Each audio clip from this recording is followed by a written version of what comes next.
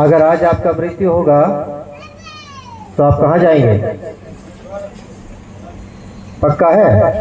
ये आधा लोग बहन लोगों को नहीं, इससे नहीं लग रहा है। हमको मत देखिए, मैं केवल सवाल कर रहा हूँ कि आप लोग निश्चयता है कि आपके पाप क्षमा हो गए हैं और आप मृत्यु होगा तो स्वर्ग जाएंगे?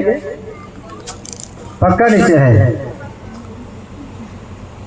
आज ये लोग अपने जीवन में अपने आप को प्रभु को अर्पण करने के साथ प्रभु के पात्र को ढोने वाले तैयार हो रहे हैं। आगे प्रभु के पात्र को ढोने के लिए आपको दुख उठाना हो सकता है। आप निंदा सहने के लिए तैयार हैं? प्रभु यीशु मसीह के नाम से निंदाएं आएंगे तो सहने के लिए तैयार हैं? हाथ ऊपर करके हाँ हम तैयार हैं बोलना चाहिए। ऐसे निराशा में आप लोग बोलिएगा, अभी निराश होइएगा तो आगे कैसा होगा? क्या प्रभु यीशु मसीह के नाम से निंदा सहने के लिए तैयार हैं?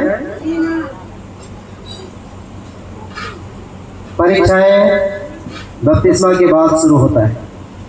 हमारा प्रभु यीशु मसीह का भी 40 दिन निराहार रहा उस समय, उसके बाद में परीक्षा शुरू हुआ। बपतिस्मा के बाद, उससे पहले शत्रु सवाल नहीं करता है। अब जी उठा है, अब प्रभु का है, परीक्षाएं आती है। अगर आपको निंदा करेंगे तो आप क्या करेंगे? हाँ, सहन करेंगे दुख उठा करके?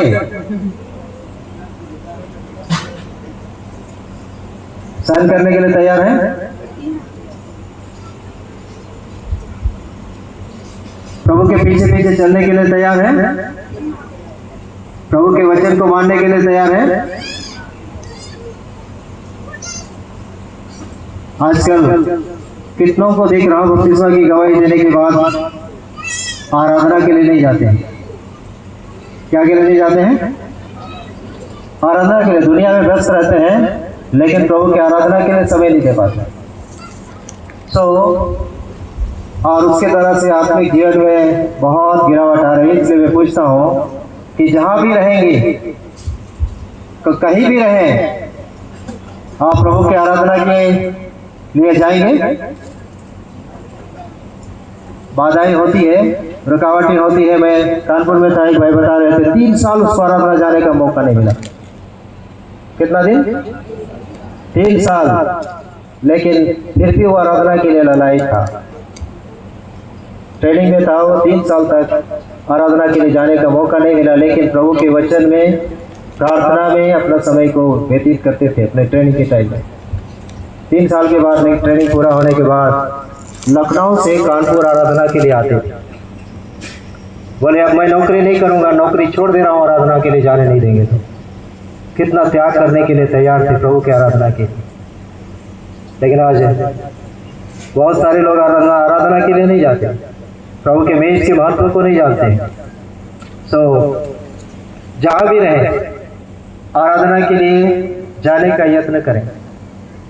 अपने जीवन में आराधना, प्रभु का आराधना हमारे लिए बहुत ही महत्वपूर्ण है। आप अपने गांव में विरोध होगा, प्रभु के साथ चलेंगे, प्रभु के वचन के पालन करेंगे तो गांव में भी विरोध होगा। लेकिन उस विरोधता में आप प्रभु के लिए खड़े रहेंगे। यह निर्णय आप जो ले रहे हैं उसको प्रभु के साथ प्रार्थना करके उसको लेते रहना है, उसको स्मरण रखना है कि हम प्रभु आपके लिए निर्णय लिए हैं सभा के सामने, प्रभु आपकी उपस्थिति में। उस निर्णय को जीवन भर थाम करके रखना है।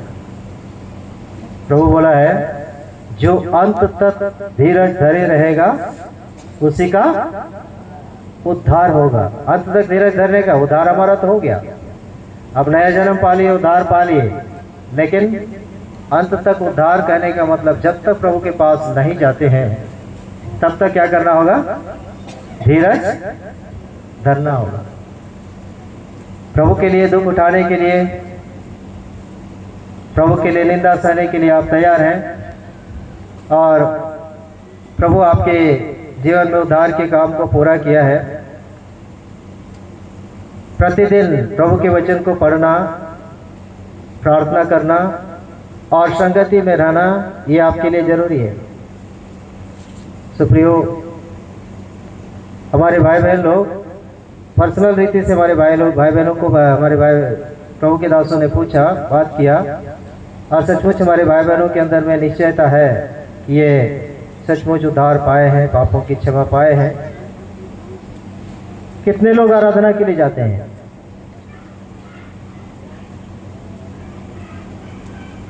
आप नहीं जाते हैं? मौका है?